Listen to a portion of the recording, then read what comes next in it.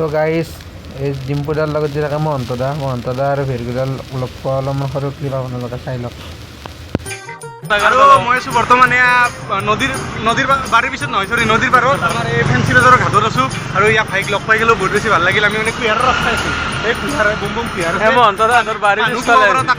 এই কুঁহিয়াৰ আছে টেনশ্যন নাই। তোমালোকৰ বাৰীৰ পিছফালৰ পৰা আনছা ভাইক বহুত বেছি ধন্যবাদ। মানে কুঁহিয়াৰৰ ৰস মানে সিয়ে মোক খোৱালে ৰাস্তাতে ভাই নলবাৰী যাবা আমাৰ দোকানত